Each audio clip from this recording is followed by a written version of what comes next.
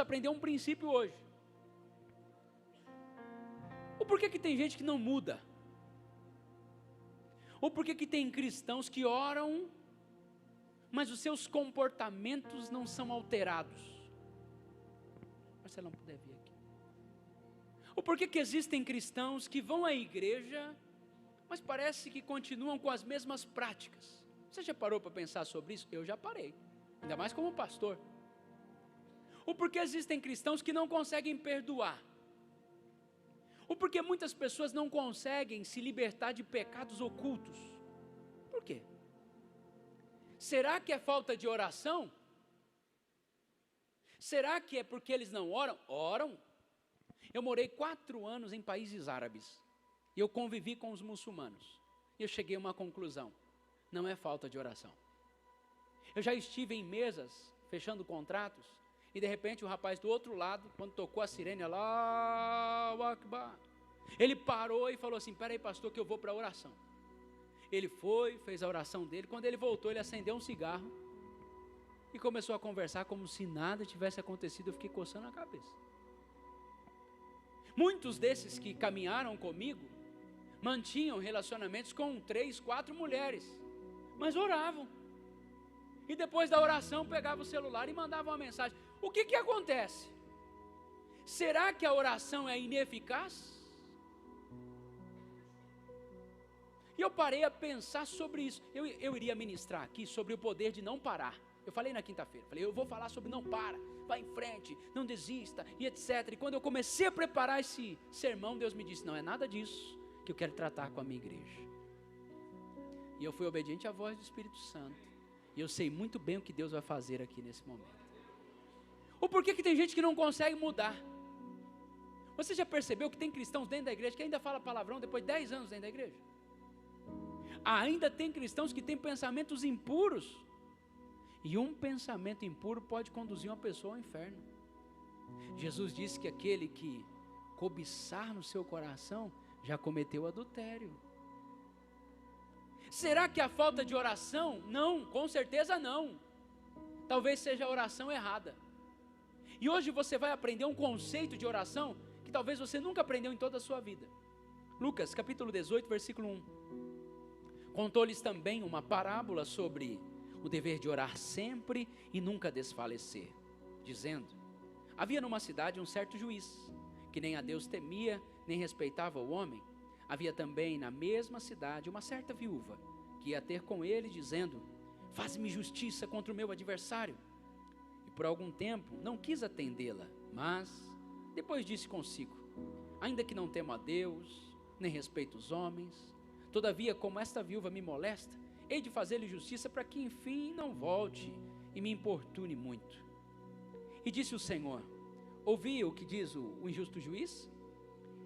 E Deus não fará justiça aos seus escolhidos que clamam a Ele de dia e de noite, ainda que tardio para com eles? Digo-vos que depressa lhes fará justiça. Quando porém vier o Filho do Homem, porventura achará fé na terra? Versículo 9. Disse também esta parábola a uns que confiavam em si mesmo, crendo que eram justos e desprezavam os outros.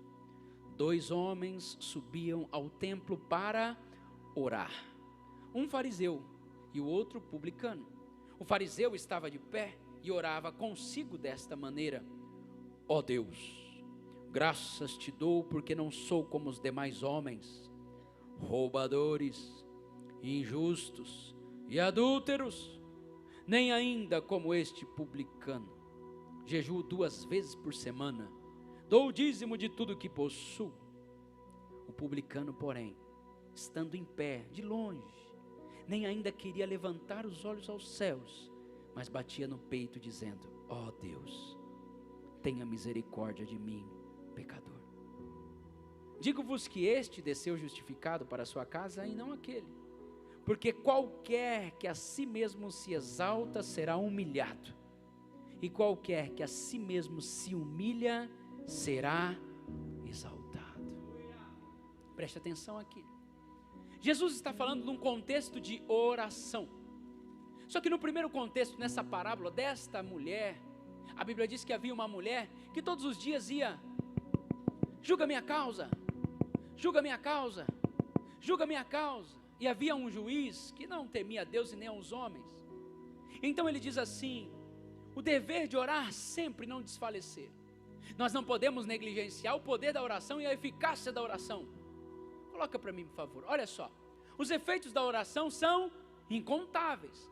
Eu poderia falar hoje sobre o poder da oração, porque a oração, ela abre portas. Quem aqui nunca orou e uma porta se abriu? Quem aqui nunca clamou e um milagre aconteceu? Poderíamos falar de Atos 12, quando Pedro estava lá na prisão, a igreja fazia contínua oração por ele, as portas se abriram, a oração abre portas.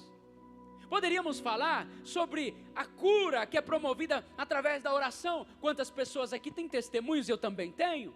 Eu já orei por pessoas com nódulos, com problemas seríssimos que comprovam com exames, e aquela pessoa fora curada. A oração da fé curará o enfermo, a oração tem poder. Por exemplo, eu tinha um irmão, ele ia fazer uma cirurgia para remover uma pedra que ele tinha próximo à bexiga, nos rins, etc. Minha mãe e eu começamos um propósito de jejum e oração, jejum e oração. Meio-dia era a cirurgia, nos colocamos de joelho e começamos a clamar a Deus, a clamar a Deus, a clamar a Deus, a clamar a Deus, a clamar a Deus. Quando foi 10 para meio-dia aproximadamente, meu irmão foi ao banheiro, e de repente, quando ele vai ao banheiro, deu vontade de urinar, e ele foi fazer xixi, ele fez xixi, plum, a pedra saiu, e o médico disse: rapaz, isso é um milagre. Há poder na oração. Poderíamos falar que a oração manifesta o impossível. Quem aqui não tinha uma causa que era impossível, orou e o milagre aconteceu. A oração pode muito em seus efeitos, e tudo que pedires crendo, recebereis. Poderíamos falar sobre a oração como um antídoto contra a ansiedade. Filipenses capítulo 4 diz: você está ansioso, apresente diante do Senhor através de oração e súplicas. Então a oração, os efeitos da oração são incontáveis. Quem está entendendo diz amém. Jesus fala sobre aquela viúva, e Jesus diz assim: vocês devem orar sempre e sem cessar, e não desfalecer. Quando eu vejo essa fala de Jesus, eu lembro de Ana, que orou durante um tempo, orou mais um tempo, Samuel não vinha, mas ela orava, ela orava, ela orava, ela orava, orava, orava, orava, orava, até que o menino nasceu. Poderíamos falar do exemplo de Zacarias, que já era avançado de idade, mas a Bíblia diz que um dia ele entrou no templo, e um anjo do Senhor chegou para ele e disse: Zacarias, não temas, a tua oração foi ouvida. Minha pergunta é: se Deus enviar um anjo hoje, e disser a você, a sua oração foi ouvida, qual oração? E se um anjo descesse aqui hoje e dissesse assim: eu vou responder as suas orações, e quais? Porque tem gente que não ora. Jesus está ensinando sobre o contexto da oração. Quem está entendendo diz amém. Aí Jesus entra numa outra parábola, preste atenção aqui, numa outra parábola. E nessa parábola, ele fala de duas figuras, um fariseu e um publicano. Quantas figuras? 2 homens. Mas existe um mistério e uma grande revelação aí. 2 homens subiram para orar. Eles vão orar. Só que um era fariseu. Deixa eu tentar te explicar o que é um fariseu. Dentro do cristianismo nós temos várias ramificações. Tem o batista, tem o tradicional, tem o pentecostal, tem o que fala mal. Peraí, essa é outra pregação. Tem vários tipos de cristão dentro do evangelho. Quem está entendendo diz amém. Tem um que crê no poder de Deus, tem outro que não crê em nada. Tem um que diz que é só o poder, tem outro que diz que é a palavra. Então os fariseus era a maior seita religiosa. Os fariseus, eles andavam com umas roupas bonitas, eles não aparavam a ponta da barba. Os fariseus, eles eram os ápices dos religiosos da época. O fariseu, sabe o que ele fazia? Quando ele jejuava, você não vai prestar atenção agora, não vai entender, porque ele bagunçava o cabelo assim, e ele saía na rua,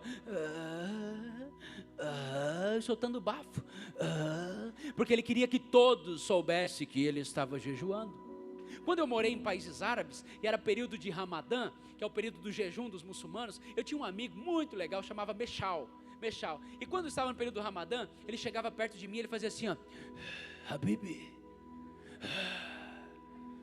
só para que eu pudesse sentir misericórdia, aquilo que às vezes você sente pela manhã, porque eles gostavam de dizer assim, olha, eu sou espiritual. O fariseu, Eles guardavam tanto a lei, que eles não apertam até hoje o interruptor às sextas-feiras, porque aquilo para eles é trabalho, e sexta-feira é dia de descanso. Eles contam os passos, para não exceder a religiosidade. Fariseu, eles eram tão religiosos, que tinha até uma postura para orar. Agora que você está entendendo o que era o fariseu, deixa eu te explicar o que é um publicano. Publicano era alguém de Israel, que tinha que se submeter a trabalhar para um exército romano. Então ele tinha que cobrar impostos da própria nação, para gerar lucro para outras pessoas. Então ele era mal visto, ele era um traidor, ele era um roubador, porque ele sendo da nação de Israel, cobrava os próprios israelitas. Quem está me entendendo diz amém. E a Bíblia diz que os dois sobem para orar. Deixa eu fazer o papel do fariseu. Ele vai orar, e o outro está ali, ó. Irmão, se eu fosse o publicano, eu já sou pecador mesmo.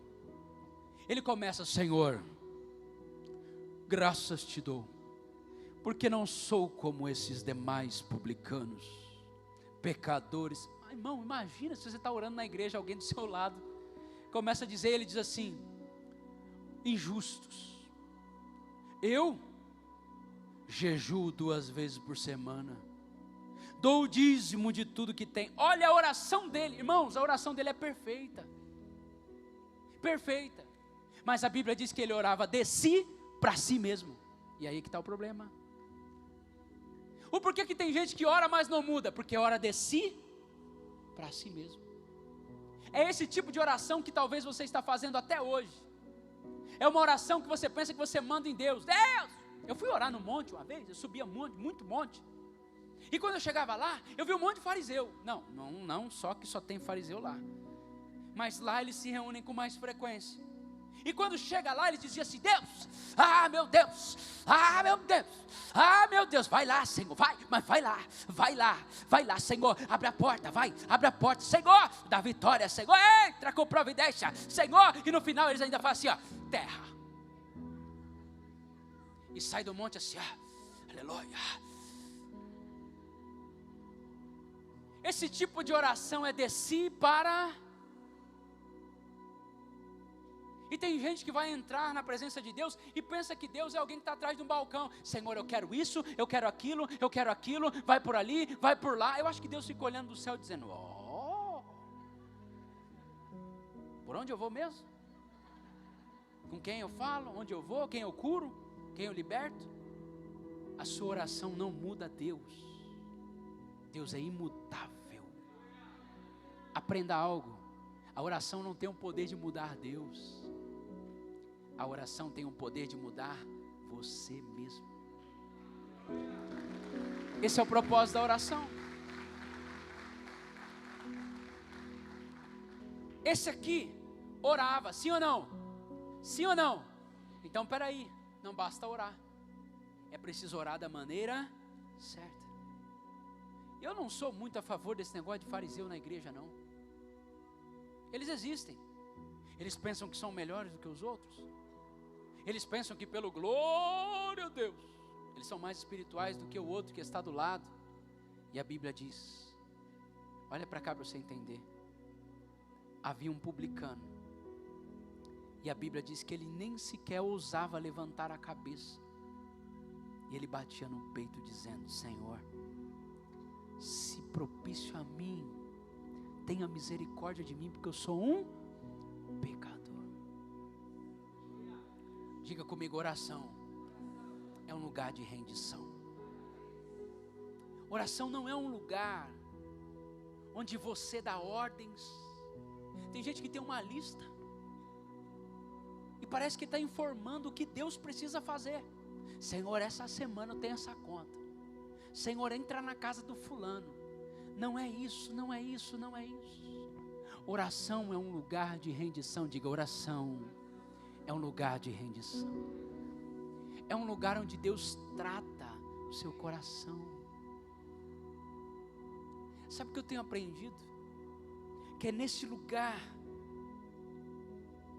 que os nossos corações eles são examinados pelo Senhor.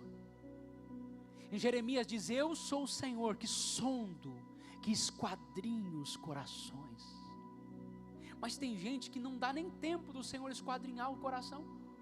Porque ele entra na presença de Deus correndo, dá todas as ordens que ele poderia dar para Deus, dizendo por onde Deus tem que ir, por onde Deus tem que voltar, e sai correndo dizendo, eu orei. Não, você não orou, você orou de si para si, mas essa oração não te muda.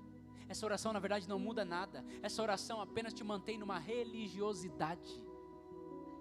Só que neste lugar aqui, ó, de rendição,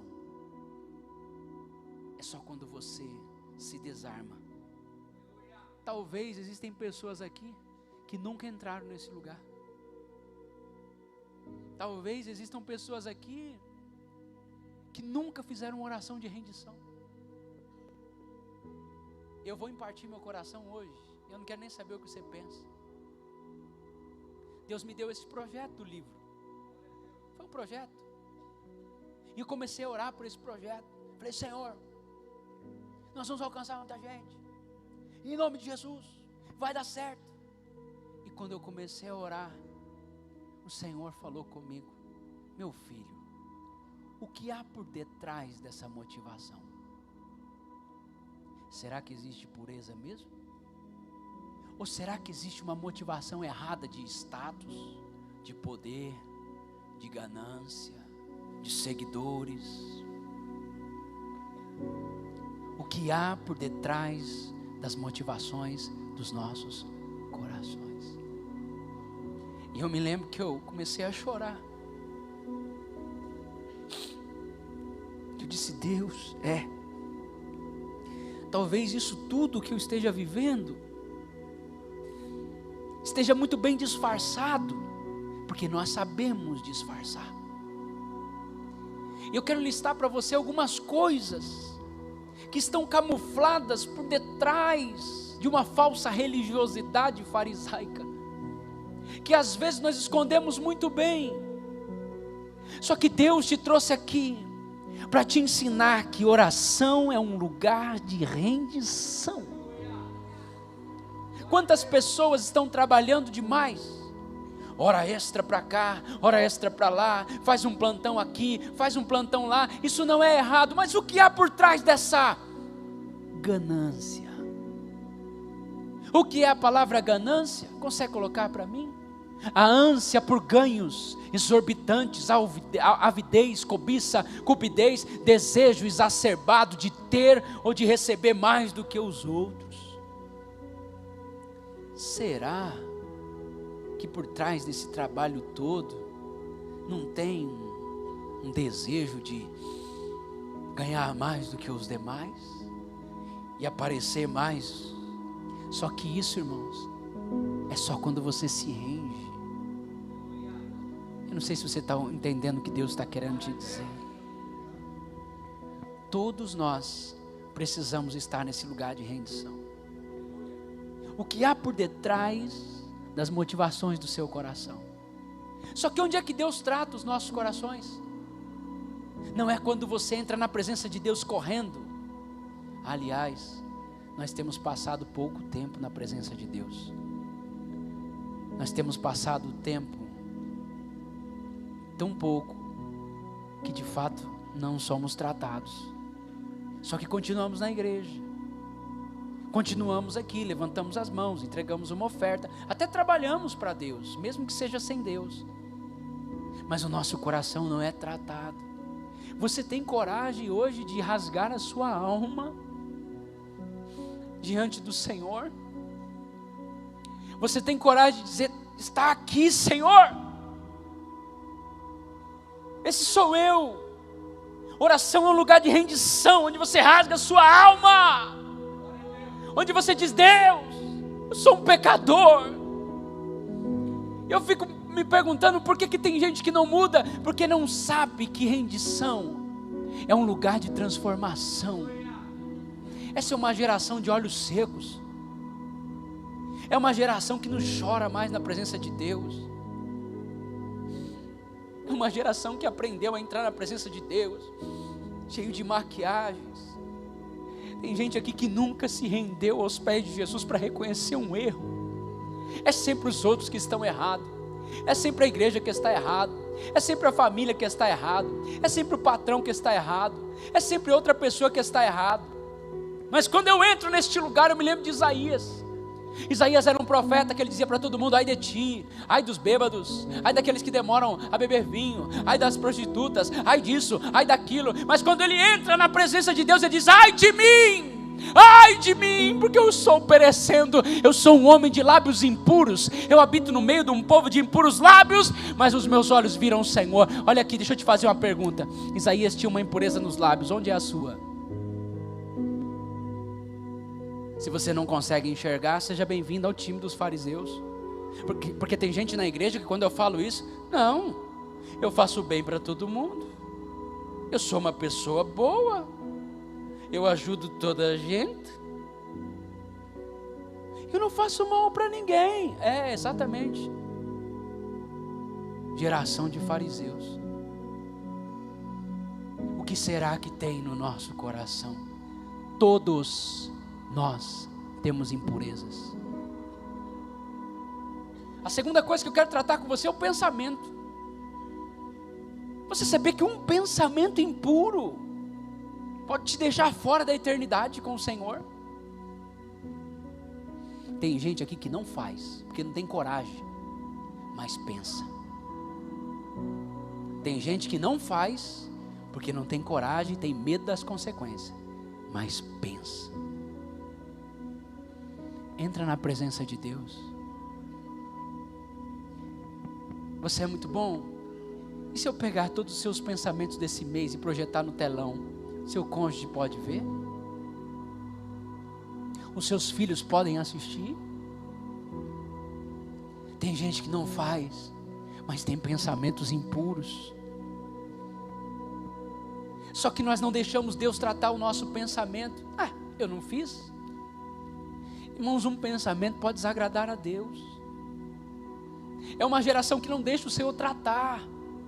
E Deus quer tratar os seus pensamentos, porque o pensamento ele gera um sentimento que vai te levar a uma ação. Tudo começa no campo da batalha da mente.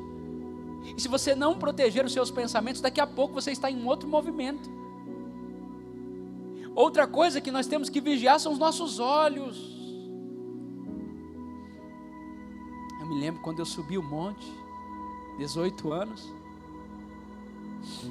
eu comecei a chutar uma árvore que tinha lá, que eu aprendi com o Marco Feliciano, que tinha que chutar a árvore. Eu comecei a chutar a árvore e a dar ordem em Deus: Senhor! Até que eu parei, eu disse: Senhor, cuida dos meus olhos.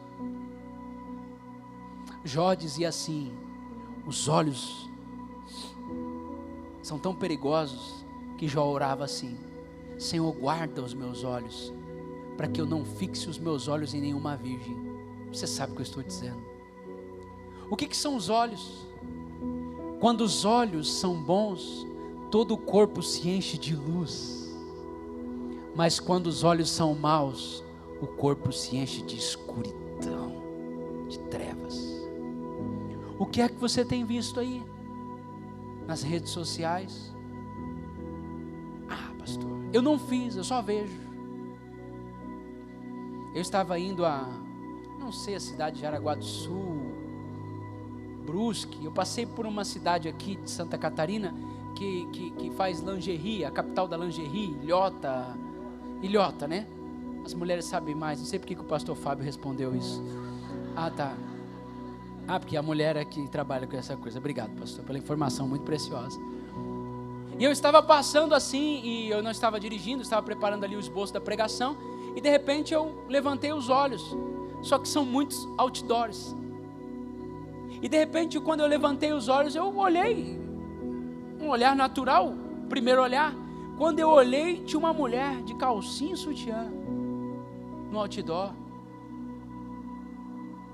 Eu baixei a cabeça. Eu me senti sujo. Porque no meu coração eu disse: meu Deus, eu olhei uma outra mulher de calcinha e sutiã, mesmo que seja no outdoor. Só que muitas pessoas não percebem. E eu precisei pedir perdão para meu Deus, porque eu falei: Senhor, eu não tive a intenção de cobiçar, mas eu olhei. Só que nesse lugar de rendição, que Ele vai tratar os seus olhos, para que você não olhe para uma pessoa com um olhar impuro, porque Deus conhece os nossos corações. O que há por detrás daquele olhar de bom dia? O que há por detrás do desejo de estar com uma pessoa o tempo inteiro? O que há atrás dessa admiração? Só que eu vou te dizer uma coisa, é só nesse lugar de rendição que Deus vai tratar os nossos corações. Hoje não é uma pregação para você dar glória a Deus, é uma pregação para você dizer, ai meu Deus, porque nós precisamos de tratamento. Uma das coisas que precisamos é liberar perdão. Mas como que eu vou liberar perdão, sendo que eu entro na presença de Deus e digo, eu tenho razão, porque o Senhor tem que tratar com Ele, porque o Senhor tem que visitar Ele, mostrar que Ele está errado. Eu cheguei na casa de um pastor, estava tocando um hino. Sabe qual era o hino que estava tocando? Vai lá e pega quem falou da minha vida, avisa que eu estou de pé. Eu falei, Jesus, que louvor é esse? Louvor de vingança, de ódio. Agora quando eu entro nesse lugar de rendição, o Senhor começa a ministrar no meu coração dizendo, perdoa, porque um dia você também foi perdoado. Perdoa, porque um dia eu te perdoei. Ou porque existem pessoas que conseguem manter pecados ocultos e não se arrependem. O porquê? O porquê? Eles vêm na igreja sim, eles oram sim, mas oram de si para si. Agora quando eu entro na presença de Deus, o Espírito do Senhor, Ele me ensina que aquele que esconde uma transgressão nunca prosperará. Aquele que esconde uma transgressão nunca prosperará. Aquele que esconde uma transgressão nunca prosperará. Mas aquele que confessa e deixa, alcança misericórdia. Deus está tratando hoje conosco. Ele pode esquadrinhar o seu coração? Ele pode hoje fazer uma ressonância magnética? Quem já fez uma ressonância? Você que não fez, eu vou te mostrar como é que é. Você entra dentro de um tubo, e dentro daquele tubo fica tec, tec, tec, tec, tom, tom, tom, E a o enfermeiro diz assim, você tem que ficar quieto, você não pode se mexer. Aí você fica assim, ó, Jesus, pode mexer o olho, só a baga do olho, olhando para um lado para o outro assim, ó. Porque para Deus esquadrinhar o seu coração, você precisa parar. O médico não opera um paciente correndo. E como é que nós entramos na presença de Deus correndo? Não. Trata a minha vida, Jesus. Vê se há em mim algum caminho mau. Sonda o meu coração, ó Deus. Você já parou para pensar? O porquê que Deus usa um homem chamado Davi para fazer um reinado inesquecível em Israel, e não usa um homem chamado Saul para dar essa ênfase? Deixa eu te provar uma coisa. Saul era muito melhor que Davi, muito melhor que Davi. Deixa eu te provar. Saul era mais alto que Davi, Saul era mais bonito que Davi, Saul era mais inteligente que Davi, Saul tinha os pais melhores do que o de Davi, os filhos de Saul eram melhores do que os filhos de Davi. Saul já começa profetizando, coisa que Davi também não fez. Saul era muito melhor. Qual era o pecado de Saul? Sabe qual foi o pecado de Saul? O pastor demorou a chegar, ele fez um churrasco. Esse foi o pecado dele. Não esperou o profeta chegar, foi, ofereceu, se precipitou. E Davi? Davi não, irmão, era baixinho, era magrinho, era um homem tão simples. Davi, o que ele pecou? Meu Deus, ele cobiçou uma mulher, tomou a mulher, mandou matar o marido da mulher. E por que Deus usa esse? E esse aqui não entra para a história? Entra de uma forma negativa, porque esse aqui quando pecava, mantinha dura cerviz, não se dobrava diante de Deus. E uma pessoa assim não poderá ser um instrumento de Deus por muito tempo. Agora esse aqui, quando ele pecava, leia o Salmo 51. Senhor, pequei contra os céus e contra ti. Senhor, não retires de mim a alegria da tua presença. Esse homem, ele era quebrantado. Esse homem, Ele entendeu que oração é um lugar de rendição. Por isso, Isaías, quando ele tem um encontro com Deus, ele diz: ai de mim, eu tenho lábios impuros. Irmãos, deixa eu te dizer, Deus vai tocar onde você confessar. Deus vai tocar onde você confessar. Deus pode tocar onde você vai confessar. Ele pode fazer do seu maior fracasso o seu poderoso testemunho. A Bíblia diz que um anjo pegou uma tenaz tirada do altar e tocou nos lábios. Por que nos lábios? Porque foi onde ele confessou. Onde nós precisamos confessar hoje? Será que são os pensamentos? Será que são as palavras? Tem gente que é tão crítica, mas tão crítica que ele critica tudo. Ele consegue sair daqui falando mal da liderança. Eu confessei. Certa vez eu tive um pensamento, comecei a pensar mal da minha liderança. Eu, pastor Michel, comecei a pensar mal da minha liderança. E quanto mais eu pensava, mais o diabo me dava combustível para eu pensar naquilo. Só que quando eu entrei em oração, eu disse: Deus, trata com ele. Deus: não, eu quero tratar com você. Esse tipo de pensamento não tem me agradado. Eu comecei a chorar, eu pedi perdão. Falei: Deus, ai de mim. Já sendo pastor, tá? Porque ninguém está imune a esse tipo de coisa. Ou você acha que eu sou um Superman gospel? Eu preciso de Jesus como você, desesperadamente. E eu também já falei bravo com meu filho. Teve uma vez que eu dei uma bronca no meu filho, mas uma bronca mesmo, porque eu já falei. E quando eu entrei no quarto de oração, o Espírito Santo me disse: meu filho, olha como você está falando com ele. E eu comecei a chorar, voltei e pedi perdão. Mas é só nesse lugar de rendição. Tem maridos aqui que tratam a esposa de uma forma horrível. Fala palavras de baixo calão para a esposa. E ainda acha que tem razão. Ah, meus irmãos, agora eu entendo porque que não era para pregar sobre não pare. Porque na verdade Deus quer que nós venhamos parar um pouquinho para Ele poder tratar o nosso coração. Tem maridos que falam da esposa pensando que ela é uma qualquer. Ei, não dirija qualquer palavra para o seu cônjuge. É a pessoa que Deus colocou ao seu lado. Não fale do corpo do seu cônjuge. Não fale dos pontos baixos nem fracos do seu cônjuge, porque você também tem. E se você não entrar nesse lugar de rendição e dizer: Jesus, me ajuda a tratar os meus filhos. Se eu colocasse uma câmera escondida lá na sua casa, as palavras que saem dos seus lábios, como seria isso, hein? Oração é um lugar de rendição. Interessante é que Deus queria, eu estou sentindo Deus aqui hoje. Deus queria levantar e enviar um homem para ser um instrumento dele. Ele vai até Isaías. E Deus diz assim: e agora? A quem enviarei? E agora? Quem há de ir por nós? Isaías diz assim: Senhor, eis-me aqui, envia-me a mim. Preste atenção. Isaías disse o quê?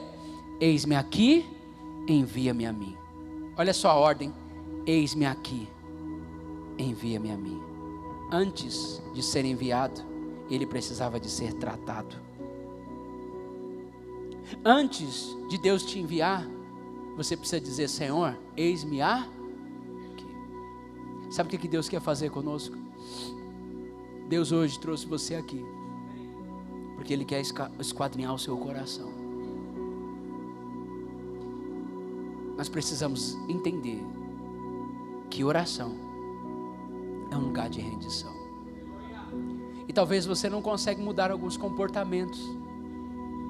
Talvez você é uma pessoa rude porque você nunca reconheceu.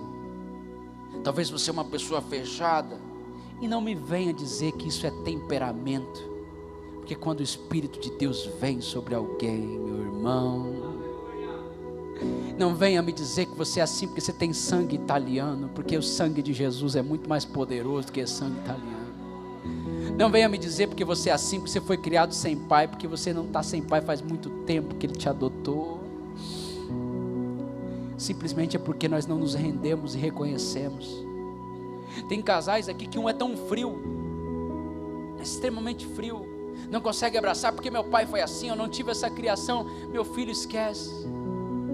Para de arrumar desculpas para a falta de rendição que você não tem diante do Senhor. E às vezes, quando não nos rendemos, começamos a ter argumentos. Eu sou assim porque meu pai era assim, eu sou assim porque minha mãe era assim, eu sou assim porque eu não tive. Por que você não se rende e diz: Jesus, não tenho sido um bom marido, não tenho sido um bom pai, não tenho sido uma boa mãe, não tenho sido um bom servo. Oração é um lugar de rendição. Hoje eu gostaria que você curvasse a sua cabeça e fechasse os seus olhos. Eu não gosto de pregar mensagens assim. Deus sabe que eu vou para casa e às vezes eu demoro tanto para dormir, porque eu penso assim: meu Deus, as pessoas se arrumam tanto, colocam uma roupa tão bonita, as mulheres passam até uma maquiagem. Eu queria tanto pregar uma mensagem que eles pudessem sair daqui alegres, com combustível, que eles possam dizer: uau, é isso mesmo. Só que o Espírito de Deus primeiro ele vai te tratar, para depois te enviar. Se você quiser se ajoelhar, se você quiser ficar em pé, se você quiser se prostrar, agora é você e Deus. Eu sei de uma coisa: Isaías tinha impurezas, eu também tenho, e você certamente também tem.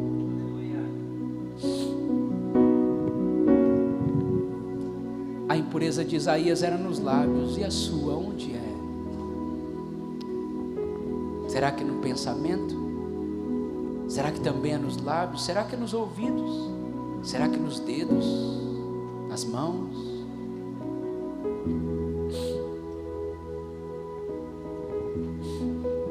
Eis-me aqui, envia-me a mim. Se você puder colocar a mão no seu coração,